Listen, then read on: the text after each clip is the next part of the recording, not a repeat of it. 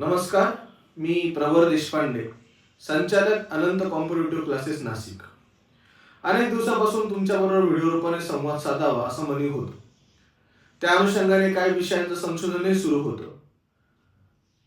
मात्र नुकतीच काही घटना देशामध्ये घडल्या आणि त्या ज्या वेळेला घटना घडल्या त्या राष्ट्राच्या दृष्टीने, राष्ट्राच्या हिताच्या दृष्टीने आणि पर्यावरणाच्या दृष्टिकोनातून अत्यंत महत्त्वपूर्ण असणाऱ्या ह्या गोष्टी आपल्या सगळ्यांच्या नजरेत येऊन सुद्धा नजरेत न आल्यासारख्या झालेल्या आहेत. त्यामागची कारण अनेक असतील, जसं की स्थानिक स्वराज्य संस्थांच्या होऊ घातलेल्या निवडणुका असतील, मध्यंतरी पार पडलेल्या नगरपालिकांच्या निवडणुका असतील. यामुळे सबंध पेपर हा राजकीय वातावरणाने किंवा राजकीय बातम्यांनी संपूर्ण वृत्तपत्र हे भरलेलं आपण बघितलेलं आहे. याच वृत्तपत्रामध्ये, याच सगळ्या बातम्यांमध्ये एक राष्ट्राच्या हितासाठी अत्यंत महत्वाची असणारी आणि राष्ट्राच्या संदर्भामध्ये सजगता प्रत्येक नागरिकांनी दर्शवावी अशा प्रकारची एक बातमी किंवा एक वृत्त प्रसारित होऊन गेलेलं आहे. आणि त्यावरच लक्ष केंद्रित करण्यासाठी आजचा हा व्हिडिओ प्रपंच. तुम्ही आणि आम्ही सर्वजण जाणतो की सर्वत्र सध्या बिबट्याचा मुक्त संचार आहे.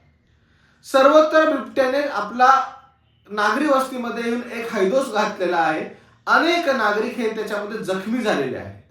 लहान मुलं असतील, मोठे असतील, आबालवृद्ध असतील, महिला असतील, हे सगळे आज कुठे ना कुठे दहशतीच्या सावटाखाली आहे. अगदी नागरी वस्तीमध्ये, अगदी जिथे लोक राहत आहे, अगदी जिथे रहदारी आहे, तिथे कोणत्याही वेळेला बिबट्याचं दर्शन होत आहे. हे सर्व श्रुत आहे.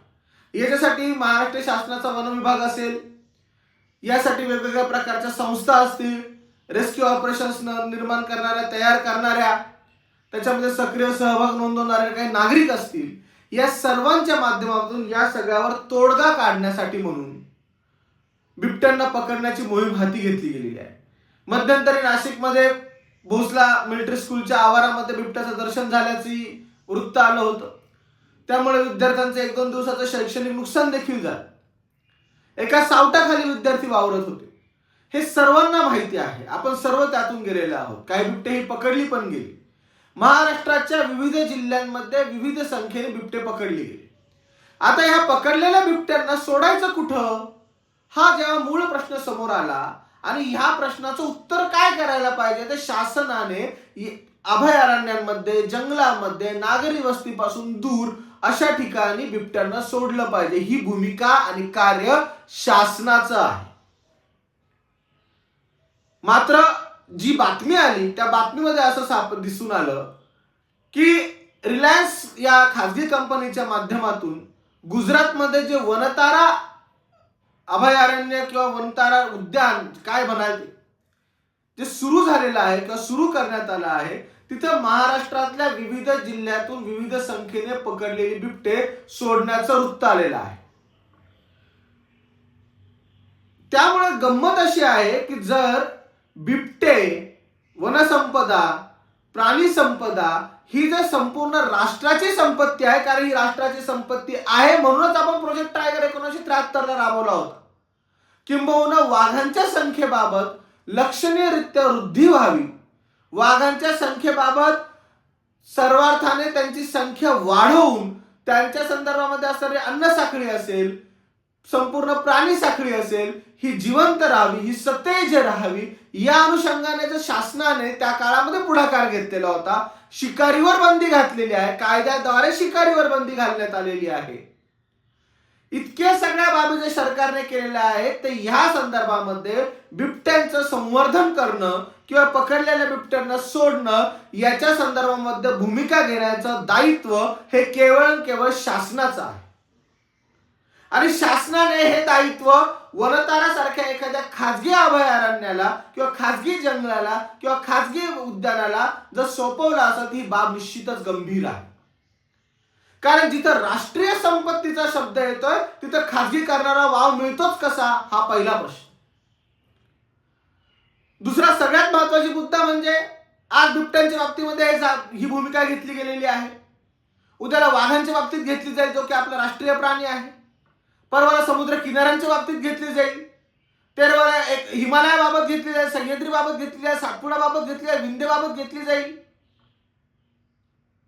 म्हणजे जी म्हणून नैसर्गिक साधन संपत्ती आहे, जी ह्या राष्ट्राची खऱ्या अर्थाने धरोहर आहे, या राष्ट्राची ओळख आहे, या राष्ट्रातल्या नागरिकांचं जीवनमान उंचवण्याचं साधन आहे, या राष्ट्राचा परिवेश समृद्ध करण्याचं साधन आहे, अशा सगळ्या प्रकारच्या गोष्टी आज एक झाल्या, आज जर आपण बोललो नाही किंवा आज जर ह्या गोष्टींवर आपण चर्चा केली नाही किंवा ही बाब जर लक्षात आणून दिली गेली नाही, तर उद्याला ही बाकीची सर्व संपत्ती परत खाजगीकरणाच्या नावाखाली किंवा उत्कृष्ट प्रकारच्या सेवा उपलब्ध होतील या भ्रमापोटी खाजगी व्यक्तींच्या घशात जाणार नाही याची काय गॅरंटी?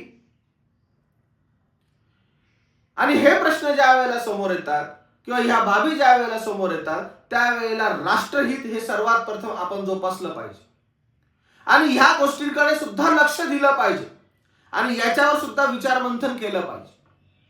शासनाने याच्या संदर्भामध्ये भूमिका घेताना सांगितलंय की उत्तम प्रकारची असणारी अद्ययावत वैद्यकीय सुविधा बिबट्यांसाठी त्या अभयारण्यामध्ये, त्या उद्यानामध्ये उपलब्ध आहे, वनतारामध्ये उपलब्ध आहे.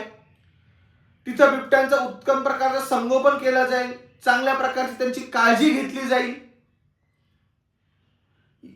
मुळात प्रश्न इथं हा आहे, ही सगळी जबाबदारी शासन पूर्ण करू शकत नाही का? शासकीय यंत्रणा या संदर्भामध्ये आपली भूमिका घेऊ शकत नाही का?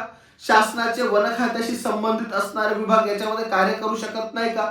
वन खात्याला अर्थसंकल्पामध्ये दिली गेलेल्या तरतुदींमध्ये थोडीशी वाढ करून किंवा त्या तरतुदींना व्यवस्थितपणाने इम्प्लिमेंट करण्याचं जरी काम केलं तरी ह्या गोष्टींची उत्तर आपल्याला मिळू शकतात. आपल्याला खाजगीकरणाकडे वळण्याची किंवा खाजगी संस्थांकडे वळण्याची गरज काहीच नाही.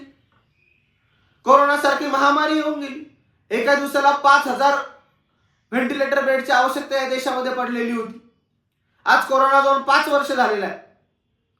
5 वर्षामध्ये आज भारतामध्ये एक तरी असं रुग्णालय आहे का की जिथं 5,000 पेशंट एकाच वेळेला ऍडमिट होऊ शकतील? का आपण उभारणी करू शकत नाही? म्हणजे मानवी आरोग्याच्या बाबतीमध्ये सुद्धा शासकीय रुग्णालयांची दैन्य अवस्था हा तुमचा आमचा सगळ्यांचा सर्वसामान्यपणाचा रोजचा अनुभव आहे. आता तिथून सुटून आपण आता वनप्राण्यांच्या बाबतीत त्यांच्या जीवनशैलीबाबत, त्यांच्या आरोग्याबाबत, त्यांच्या जीवन संवर्धनाबाबत सुद्धा आम्ही हतबल आहोत का? हाच इथं मूळ प्रश्न आहे. आणि ह्या सगळ्यामुळे युरोपातून जशी ईस्ट इंडिया कंपनी 150-200 वर्षापूर्वी भारतामध्ये आली, तसं आता भारतातलीच कुठली कंपनी परत ईस्ट इंडिया कंपनीच्या रूपाने भारताचं सार्वभौमत्व, स्वातंत्र्य आणि सगळ्यात महत्वाचं म्हणजे राष्ट्रीय संपत्तीला गिळंकृत करू पाहणार आहे का? असे प्रश्न याच्यामुळे निर्माण होतात. कारण मोठ्या झेपेसाठी पहिलं पाऊल उचललं जातं आणि मला वैयक्तिक असं वाटतं की वनतारा हे ते पहिलं पाऊल आहे किंवा ते पहिलं पाऊल ठरू शकतं. त्यामुळे योग्य वेळी याला चपराक बसवणं, योग्य वेळी याच्यावर भूमिका घेणं आणि योग्य वेळी आपल्या भूमिकेचा, आपल्या म्हणण्याचा योग्य तो अर्थ संबंधित यंत्रणेपर्यंत पोहोचवणं ही तुमची आमची सगळ्यांची जबाबदारी आहोत. कारण आपण भारताचे सजग नागरिक आहोत. तुम्ही देखील या प्रश्नावर साकल्याने काही विचार करा. तुमच्याकडेही काही याच्या संदर्भामध्ये उपाययोजना असतील तर ती संबंधित यंत्रणेने कळवा, हीच तुम्हाला विनंती करतो आणि इथे थांबतो. धन्यवाद.